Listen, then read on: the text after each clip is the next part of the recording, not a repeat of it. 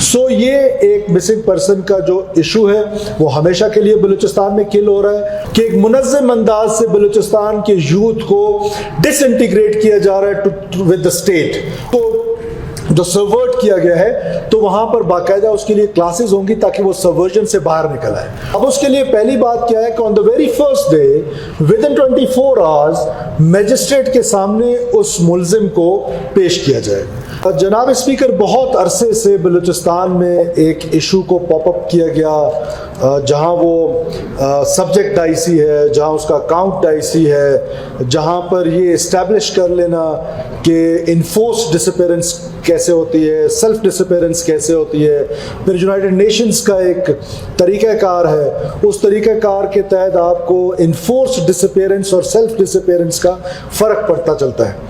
پھر اس کے ساتھ ایک اور کام ہوتا ہے، وہ یہ ہے کہ یہ اسٹیبلش کر لینا کہ فلانا شخص مسنگ ہے، اس کو کس نے مسنگ کیا ہے۔ اب بدقسمتی سے بلوچستان کے کیس میں بہت ساری جگہوں پر اس طرح کا واقعات ہم نے دیکھے کہ لوگ سیلف ڈسپیئر ہوئے ہیں، بعد میں ٹیررسٹ آرگنائزیشنز کو انہوں نے جوائن کیا ہے۔ آج جتنی ٹیررسٹ آرگنائزیشنز ہیں، کیا ان کی کسی کے پاس لسٹ ہے؟ نو ون نوز کہ ان کے ساتھ کون لوگ ہیں، اور وہ پیرنٹس بھی شاید بتاتے ہوئے گھبراتے بھی ہیں، بتاتے بھی نہیں ہیں، یا پھر ملے ہوئے ہیں، وہ لسٹ بھی تو کسی کو نہیں پتا۔ تو وہ مسنگ پرسنز جو ہیں اس کو میں بڑے صدقے دل سے یہ سمجھتا ہوں کہ ریاست پاکستان کے خلاف ایک پروپیگنڈا ٹول کے طور پہ پچھلے 10-15 سال میں استعمال کیا گیا، لیکن کیونکہ اب یہ ایک مسئلہ بن چکا، کیونکہ اب یہ اتنا ہائی لائٹ ہو چکا نیشنل لیول پہ کہ اب اس کو بلوچستان کا ایک ایشو سمجھا جاتا ہے۔ آج اللہ کے فضل سے جو میرے دوست آنریبل ممبرز میرے لیفٹ پہ بیٹھے ہوئے ہیں، ان سب کی حکومت نے، آپ کی حکومت نے یہ فیصلہ کیا کہ ہم کچھ ایسے سالڈ سٹیپس لیں گے کہ فار ونس فار آل ہم اس مسئلے کو اس کے حل کی طرف جا سکیں اور اس کو حل کر سکیں۔ اب اس کے لیے سلوشن کیا ہے؟ وہ صرف اور صرف قانون سازی ہے، اور اس قانون سازی کا مقصد بھی یہ ہے کہ ہم آج یہ بھی کلیئر کر دیں کہ کس نے کس کو ڈسپیئر کیا ہے۔ جب انفورس ڈسپیرنس کو یہ اسٹیبلش کر لیتے ہیں وہ حلقے جو جن کا مقصد ہی صرف اور صرف ریاستی اداروں کو بدنام کرنا ہے، تو وہ اسٹیبلشمنٹ کو روکنے کے لیے ہم نے کم سے کم اپنے لیے ایک میکنزم بنا لیا ہے کہ ریاستی ادارے، حکومت، وہ اگر کسی کو چاہتی ہے انٹروگیشن کے لیے، کسی کو اٹھانا چاہتی ہے، کسی پہ شک ہے یا کوئی ٹیررسٹ ایکٹیویٹیز میں انوالو ہے، ہم اس کو اٹھا کے اپنے ڈیٹینشن سینٹر میں رکھیں گے۔ اب جب ہم ڈیٹینشن سینٹر میں رکھیں گے تو اس کا ایک پورا طریقہ کار ہم نے بتایا ہے تاکہ اس لا کو کل کلام مس یوز نہ کیا جا سکے۔ اب اس کے لیے پہلی بات کیا ہے کہ on the very first day within 24 hours magistrate کے سامنے اس ملزم کو پیش کیا جائے گا۔ جب وہ ملزم کے سامنے پیش ہو جائے گا تو پھر وہ چلا جائے گا ڈیٹینشن سینٹر میں۔ اب پہلے 3 مہینے کا جو اختیار ہے وہ چیف منسٹر بلوچستان کے پاس ہے، وہ اس کو ڈیلیگیٹ کر سکتا ہے اپنے پاورز کو ٹو ہز ہوم منسٹر اور ٹو ہز سیکرٹری ہوم اور اینی بڈی ایلس، کہ وہ جو حکومت کا حصہ ہو ان کو وہ پاور ڈیلیگیٹ کر سکتا ہے کہ 3 مہینے کے لیے یہ ڈیسائیڈ ہوگا کہ یہ آپ رکھیں گے۔ اور وہ ہائیسٹ لیول یعنی چیف منسٹر سے تو بڑا کوئی پوزیشن نہیں ہے بلوچستان میں، وہ جب ہائیسٹ لیول پہ آئے گا تو اس پہ فلٹرز لگ کے آئیں گے، اس پہ پہلے اے سی ایس کا فلٹر لگے گا، پھر چیف سیکرٹری کا، سب پرنسپل سیکرٹری، اینڈ دین وہ پھر چیف منسٹر کے پاس آتا ہے۔ تو اگر کہیں زیادتی ہو رہی ہوگی تو ظاہر ہے وہ چیف منسٹر صوبے کا کسی کے ساتھ زیادتی ہونے نہیں دے گا۔ اس کے بعد پھر کیا ہونا ہے کہ جب اس 3 مہینے کی ایکسٹینشن ہو رہی ہے تو پھر ایک ہائی پاورڈ بورڈ ہے، گورنمنٹ وہ ہائی پاورڈ بورڈ کو بھیجے گی۔ وہ high powered board is chaired by none other than the Honorable Chief Justice of the Balochistan High Court with 2 other judges as the committee member. They will decide or we will provide, yani government will provide the evidence against that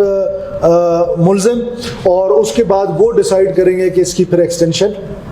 کتنی ہونی ہے۔ اس کے بعد جو detention centre ہے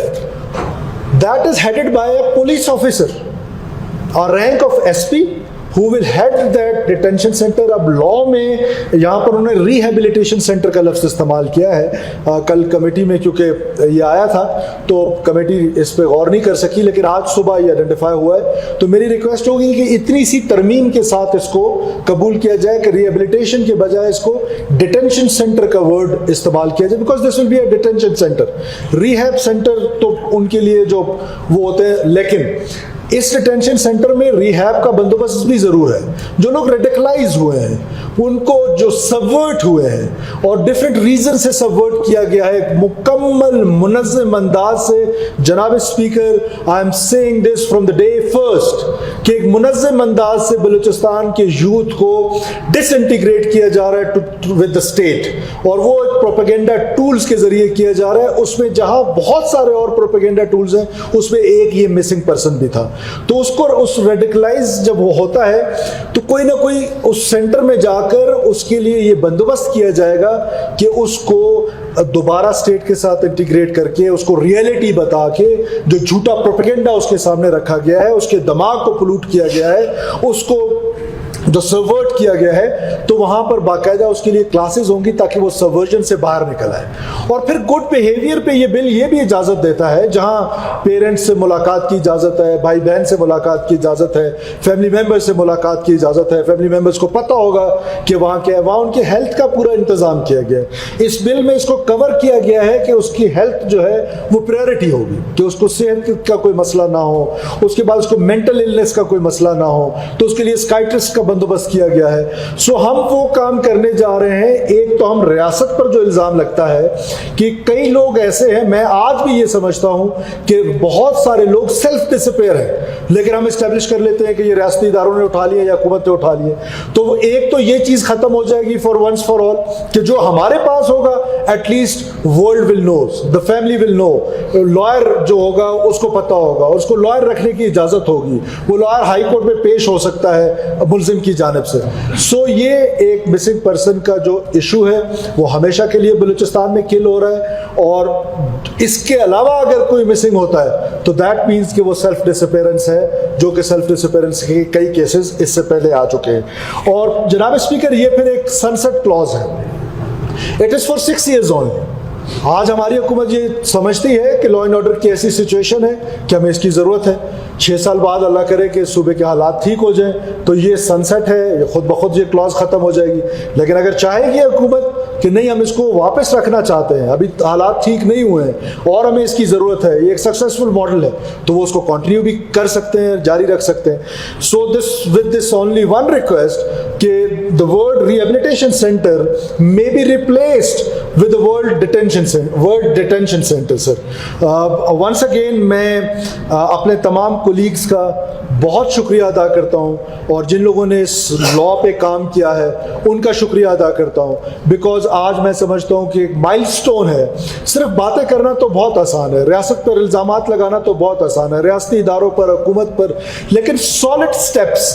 कि missing persons का जो मसला है, सॉलिड स्टेप्स उठाने के लिए ये पहली हुकूमत है कि जिन्होंने सॉलिड स्टेप उठाए हुए हैं, और आज इस मसले को for once for all Balochistan से कम ख़त्म किया जा रहा है। शुक्रिया जनाब स्पीकर।